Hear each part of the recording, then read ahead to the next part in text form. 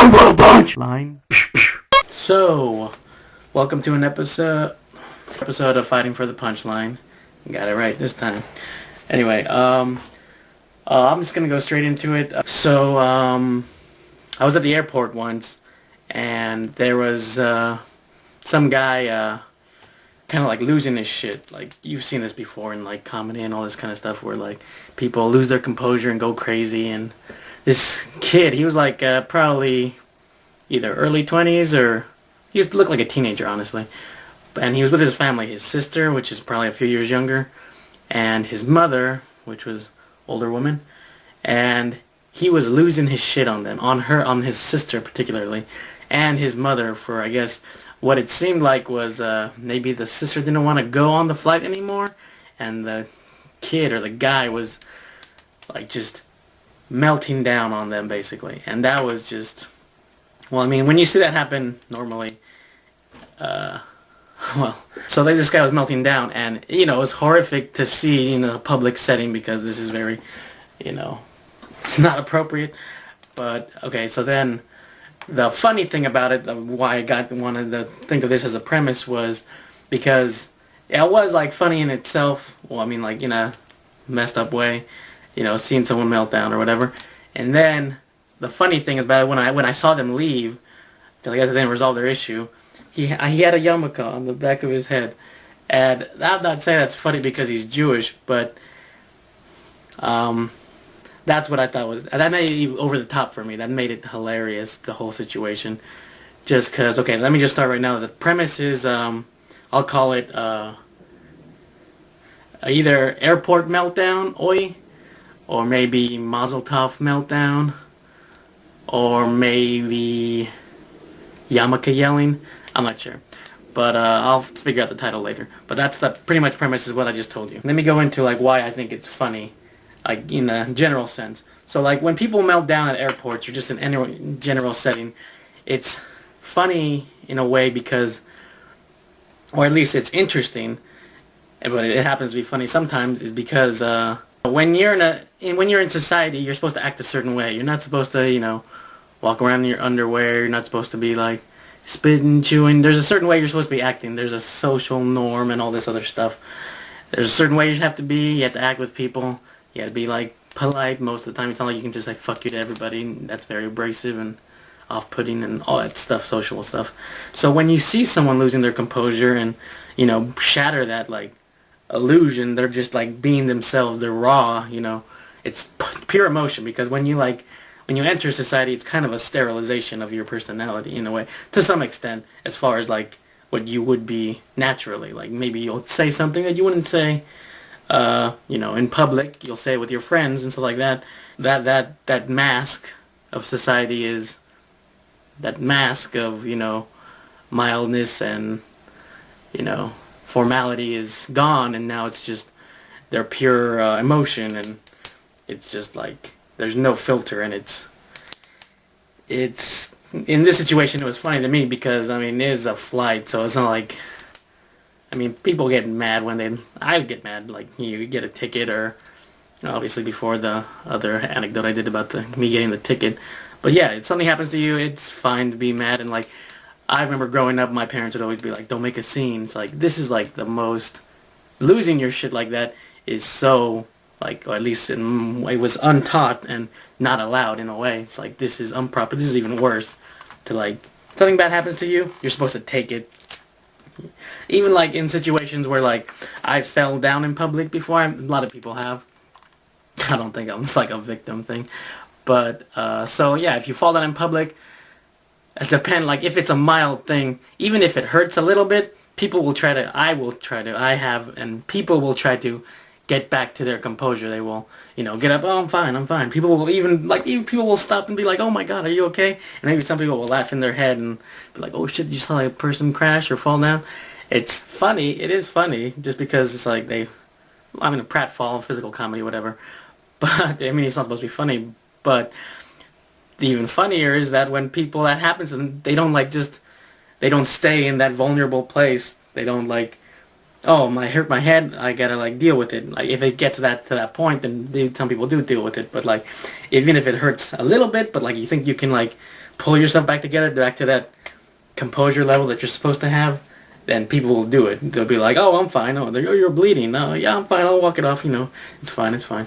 And like I've done that before, and even though like my head will be throbbing, or like I'm kind of like injured, so I'll wait. I'll deal with it later in private, where I'm allowed to be like this this mess. I'm allowed to be like not normal, I guess. That's not the right way to say it, but anyway, that's I think why just emotional outbursts or, losing your shit in public. That's why that's funny, just in a general sense. So I might go into that when I, discuss it on stage. Another analogy I forgot to mention as far as the losing composure thing is that what I might use on stage just, when I get to this point, because I think this bit will have, 3 parts. Describing the situation, and then me breaking down why it was funny, and, using metaphors and, things that I will say here to describe it. So I will mention about why losing people's shit and people falling down. I'll link it to that and maybe get some jokes out of that, get some laughs out of my situation, me falling down and all that stuff. But another a good metaphor I think is when you see royal guards, the royal guards in Britain, the palace and that kind of stuff. Those people or those guys they're just straight laced. They can't move. They look in the direction solidly, and they don't twitch, they don't slouch, they go like that for hours or I don't know how long. But it's like seeing one of them scratch their nose. It's it shatters that illusion of perfection. So I mean that could be another, because it's almost you're human. It's you're not perfect, or you're one of us in a way. It's kind of almost endearing in a way, because it's everyone's melted down, I'm sure sometimes, or they've been angry or something stuff like that, and when you see people do that, you can understand, but also the fact that it's in public, I think makes it funny, just because it's oh, you're not supposed to do that. Oh, doesn't he know the rules? You're not supposed to do this. But anyway, yeah. So that royal guy analogy, I'll use that in the one part of the, I guess, the metaphors to maybe get more jokes out of just the anecdotal situation. The next part about it, why I think it's funny, is the fact that the kid had a yarmulke. There's no way around it. It's yarmulke is, it's a symbol. It's a label. It's I'm Jewish. But the fact that I mean, Jewish is a religion, and I mean, culture and all this other stuff. But yarmulke is you believe in certain Judaism, that kind of stuff. I mean, I guess, I'm not sure. Maybe it's just I don't think it's fashion. So it's funny because when you that is a religious garment, and when you think about a religious person, you think about tenets of religion, or the things that people say why religion is good and stuff like that, being pious, being gracious, being patient. Patience would probably be one of those. When you think about a priest or a rabbi and all these holy men, they're supposed to be holy. Holy. It's not supposed to come to the level of emotion and temptation. Things that mortals, humans, are that happens to them, temptation, all these sins that we're sinful for, they're supposed to be above all that because they're holy men, they're religious. And I'm not saying this kid is a holy guy, but the fact that he's a yarmulke is just saying I'm religious, I'm Jewish religious specifically, but I'm religious. So it's when you think of religion, all these things I said, you think of all these things. So the fact that he is such in a far removed place from that supposed stereotype is that contradiction is funny to me, just because it's almost it's a joke. I mean, that's why I want to make it a joke, just because the situation at hand, the whole melting down, already there, that's already wow, whoa, this guy. And then that was just the nail in the coffin for me. Is this is hilarious, because this guy is just losing his shit, literally yelling at his sister and his mother.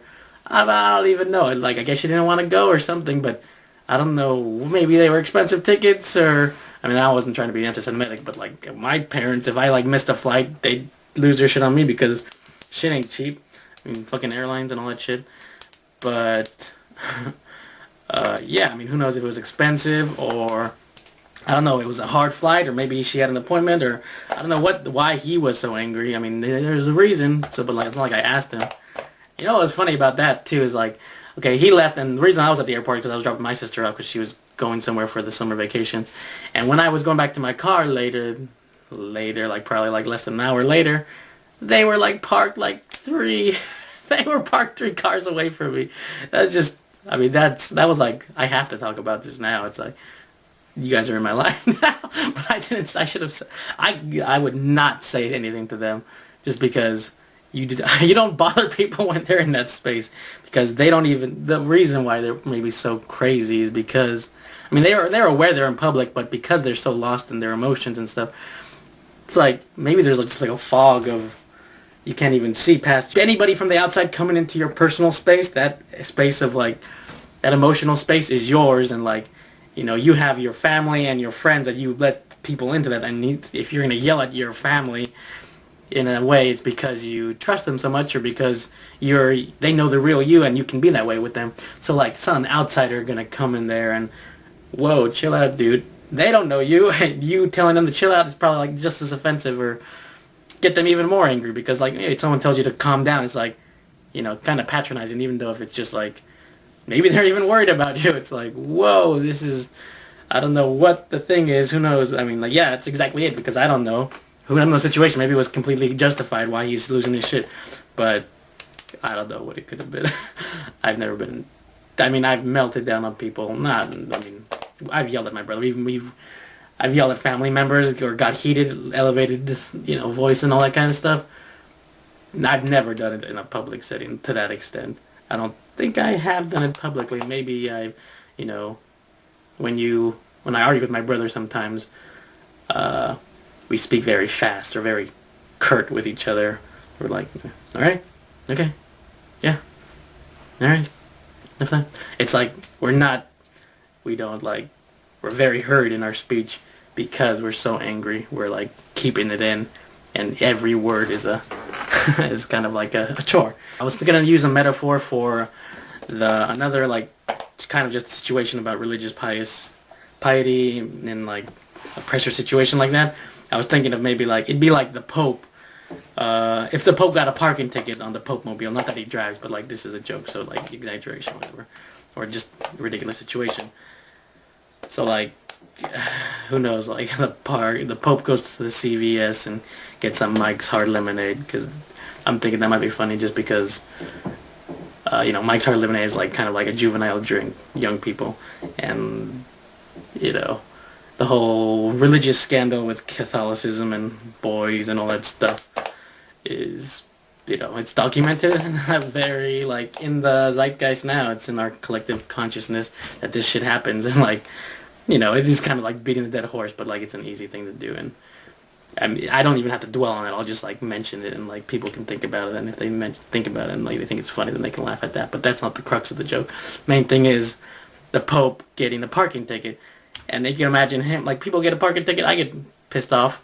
It's like unjustified. You feel like it's unjustified, and maybe it is sometimes, but like, and if like, let's say you see the parking officer there, it's like, whoa, you're not gonna yell at an officer, but like people who lose their shit or get to that point, it's like, this is bullshit, what the fuck.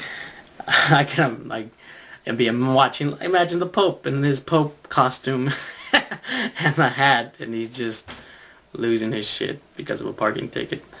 I mean, I could just, you know, reenactment, maybe I'll try to do an accent. I don't really do accents, but I'll have to like listen to Italian speech, or maybe just like, you know, an Italian accent, so it'd be like, oh, the Pope, you know, popes are Italian, I guess, or they live in the Vatican. I got the 2 points of that joke, so this, I think I'm pretty much done here. So I mean, I'll have to, you know, refine it to a, you know, precision level. I'll practice it out, but like basically it'll be me, 3 parts of the joke, I guess. The anecdote, me telling about the situation, which in itself is funny. I mean, I think I'm gonna do the whole thing where I talk about the situation, I talk about how angry he is, and then the punchline will be Yamaka, pretty much. Because that's what I saw, and that's why it was funny to me, and I think that'd be funny to them too. So that's the anecdote is the first part. Second part will be describing, I guess, what's the analysis of melting down in public. I already went into that, and how not only is it like human, but it's undone, it's not supposed to be done. stuff like that. And that's why it's funny in itself, because like, you know, the royal guards with the scratch in their nose, it's not supposed to be done. This isn't perfection. This isn't right. And in a way, that's why it's funny, or that's why it's so, it brings attention to itself. And the third part would be like metaphors, and using in that and the other thing, metaphors of, you know, religion versus, I guess, being real in a sense. So, you know, reality versus religion, I guess, because, you know, that's what happens with people, you know, because they wear their emotions on their sleeve, or this kind of stuff happens. But like, religion is supposed to like carry itself above these kind of things, and like the fact that you're displaying this thing is kind of ironic, because it's like, okay, you're a religious person, but you're still yelling at your family. And I mean, you can melt down if you want, but like, you're yelling at your family, you're obviously angry, and you are at a vocal level. And I mean, just the fact that it's in public is in public, so like, you can't stop any criticism from the public, because I mean, that's what people judge, and I certainly did, and I have. So, but like, people do the same thing for me, so I don't feel any remorse really for criticizing, because I can empathize, but I can also, you know, I can have my 2 cents in there too. So anyway, yeah, the metaphor with the Pope, that might be funny to reenact. And then, like, you know, the officer putting the ticket, and then I'll be coming in there. That's the 3 parts of that joke, and I think that's pretty much good. So, yeah, that is all for this episode. See you next time.